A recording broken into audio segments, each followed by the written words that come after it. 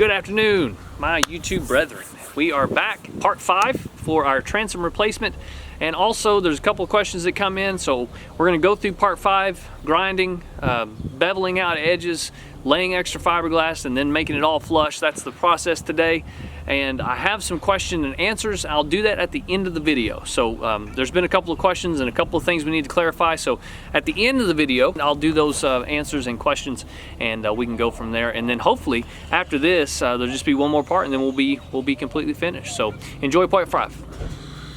All right, so we've got the outer skin of the transom all glued back on, epoxied back on, and now we're going to bevel the edges and apply our fiberglass. So West Systems, they recommend that you use a 12-to-1 bevel. So we have our outer fiberglass is about 1/4 inch thick. So about 3 inches on each side is approximately what we need. And we're going to be able to do that here on the outsides, both sides. We're not going to be able to quite do that on the bottom. And we also have this one strip right down through here that we'll be able to do the 12-to-1. So it's not going to be quite as good as they recommend, but I think it will be strong enough to hold. We'll begin with 2 different types of grinders. Disc, I plan on using this to kind of clean up after I use the grinder. And my thinking is that this grinder will give me a little bit bigger of a track and clean up with the smaller right angle grinder. This is the first time I've done it, as a lot of this stuff has been. It's kind of a trial and error, but that's my plan, and so that's where we'll start this afternoon. All the safety Sallies are going to be happy about your spacesuit there. Yeah. And you're protected from the coronavirus. Yeah, that's right.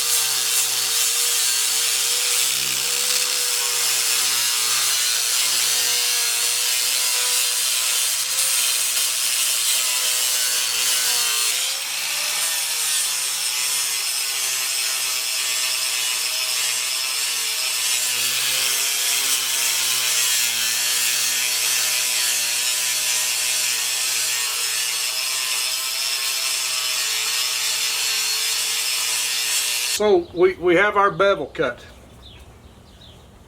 Here we've got this side, the bottom, and unfortunately the one that we had that we cut out the first here. I'm not going to put quite as much fiberglass into this cut here. It's structurally not all that important, but we'll begin by putting a small piece of fiberglass, about like that, right down the center cut here, and we'll just keep making it a little bit bigger until we get to the edge, and then we'll just put enough fiberglass to bring it all to flush where it'll sand okay. We have a little bit of a void right here in the corner that we just didn't get full of epoxy when we put the thing on, so I'm gonna repair it, and then we'll begin putting the fiberglass in. And temperature's really nice today to work. It'll give us a little bit of working time, so we're not in a hurry. We're just going to take our time and try to get this fiberglass laid better than we did the big sheets. So hold your breath, and we'll give it our best shot here. So we're just cleaning the back with acetone. What is the benefit of the acetone on there? Well, it just cleans off any impurities there. There might be a little bit of oil or anything that will prevent your epoxy from adhering well. And you want it to really be clean and a good surface for that to bite into. gets all the dust and cleans it up, just gets it ready for the glue. Okay, so this was that small void, and we're just filling that depression. And that's the same process that we've done from the beginning of the video. We're mixing our West Systems epoxy and putting pieces of fiberglass in there, letting it get tacky, and then you just layer on top of it. So very similar to what we did on the last video. And you can find all those products in the description. So here's our next layer. And so one side is kind of got tacky, and that just sticks in there. And then you just use your epoxy to continue building that layer out and make it even with the outside of the hole.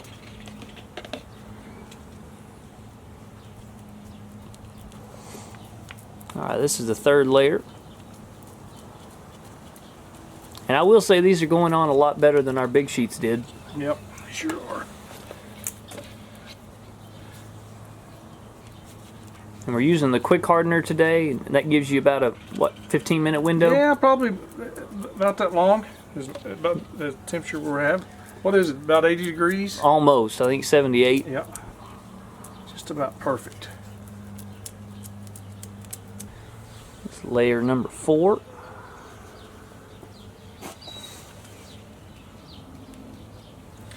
So here's the first seam that we're working on. After we beveled the edges, now we're just building them up where they'll be flush again. And this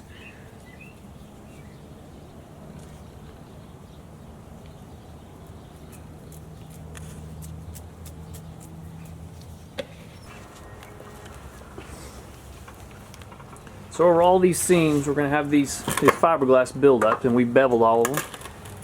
We put a little epoxy in, and then about a 1-inch strip is what we started with.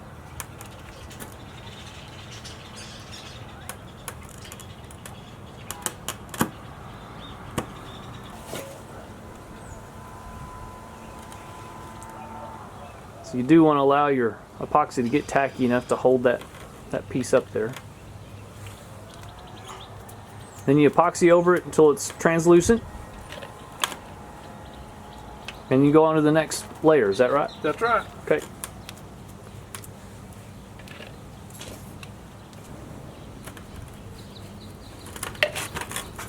So Dad's little trick there. Where'd you find that roller at? Oh, it was at the hardware store.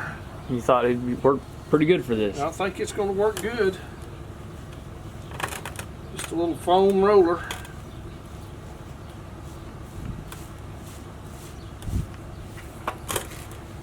And also, where these lines connect, we're overlapping pieces of fiberglass, and that will just help for the rigidity as well.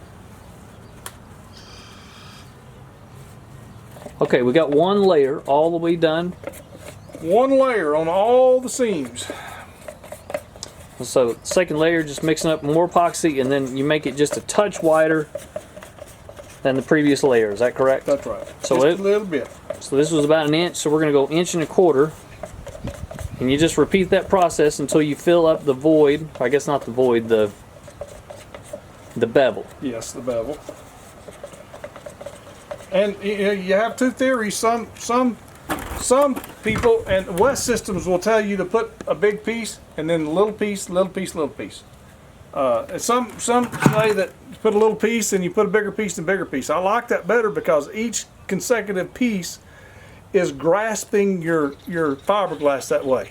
So instead of having to depend on one contact doing all the gluing and all the holding it together, you have multiple layers that are all contact. So I like that better. I think that's a good idea.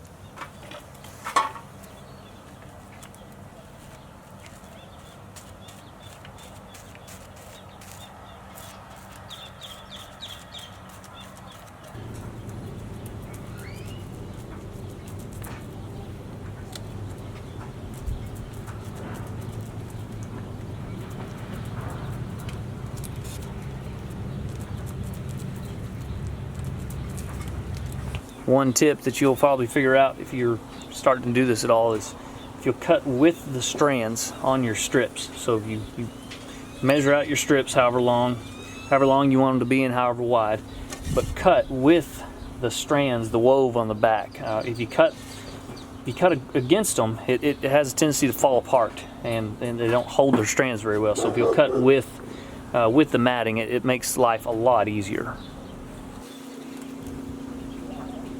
All right.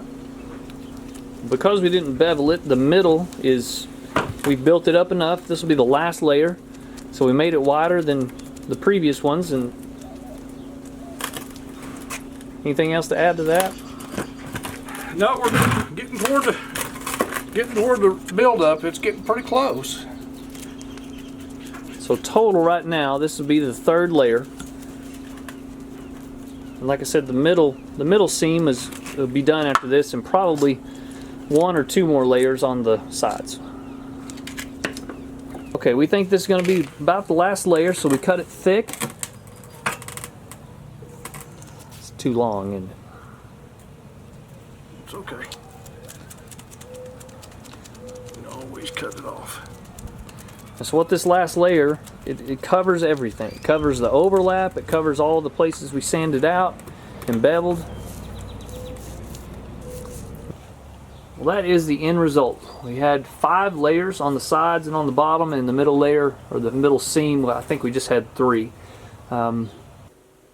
Okay, that's it for part 5. You can see here at the end we have a completed transom. So from this point on, so the next part, part 6, and probably a part 7, will be completely and totally aesthetic. At this point in the process, you could drill your holes, you could mount your motor, and you could go ahead and go. It's totally, completely strong enough to do that. So that is an option. If you're not too worried about aesthetics, if you don't need it to look all pretty and shiny and match and all of that good stuff, you could stop right here. And theoretically, you could stop before this process. You could actually stop before doing the bevel and adding all of the fiberglass layers. And the reason is because the strength of your transom resides in the inside of the Cusa board layers that have built up, and not in the external hull itself. So let me answer just a couple of quick questions. I know this has kind of been a long video, but it is important. So let me answer 2 questions that came up. The first one is, why did you use the original outer hull sheet? So originally when we went in, we cut the transom out and we used the original pieces that we cut out. Now we made a mistake early on. We cut it too small. So the top piece actually we should have cut all the way to the bottom and just had one piece that we put back in. And unfortunately, we cut too shallow, and so we had to cut the bottom part out as well. So that was our mistake. So we should have just had one piece that we fit back in and then fiberglassed over. So we still able to correct it, but we should have just had one piece. There's 2 options. The first option you have is throwing that piece away, and you can build everything back up with fiberglass and epoxy. You can definitely do that. There's nothing wrong with that. And the structural integrity of the transom probably won't be changed if you do that. The problem is it's time consuming and it's expensive. So the epoxy itself is fairly expensive, and the fiberglass sheeting is fairly expensive. And you're probably gonna have to do 2 to 4, maybe 5 layers to get the middle to match up with the sides where you cut out. And so that's why we did it. The second reason that we did it is because this particular model of hull, this Skeeter bass boat, has Kevlar in the fiberglass hull itself. And so we believed, whether it's right or wrong, we believe that it would have been stronger than building it up ourselves. So that's what we opted to do. Either way is fine. It doesn't actually affect the overall strength of the transom. And that brings me into the second question, which is, why in the world would you cut out the back half of the transom because you're losing your strength? 2 answers to that. The first one is, your strength of the transom does not lie exclusively in the outer hull of the boat. There is rigidity there. There is strength that is added by keeping that all together, but it does not give 100% of the rigidity of the transom. Most of the strength of your transom comes from the pieces that are inside. That's why this particular boat, although the outer hull itself was intact and was thick enough to hold the boat motor on, unfortunately the middle part of the transom, the strength of the transom, that wooden piece that had originally gone there, was rotted out and weak, and therefore the transom was flexing. So the strength of the transom comes from whatever's inside not moving, not necessarily the outer hull of the boat. When we placed the Cusa board inside, you could actually get by, theoretically, you could get by without putting anything on the outside. You could simply do it with the Cusa board, fiberglass, and epoxy mix that we put in, because the strength that holds the boat together, or at least the transom together, has nothing to do with the hull. Let me not say that. It has more to do with the strength of what's inside the transom rather than what's outside the transom. The second answer to that question is I did not have the ability to go into the top down to suck out all of the rotten material and then repack. So there is a process out there called sea casting, and you try to get all the stuff out. You can use a chainsaw. There's a couple of things you can do, and you have to go into the lip and down into the transom. You have to get all of that stuff out either with a drill or a chainsaw or any number of ways to get that stuff out of there, and then you pour a product into it called sea cast, or there's some other ones on the market as well, or you just slide something down with epoxy around it and you can do that. Totally okay to do it that way.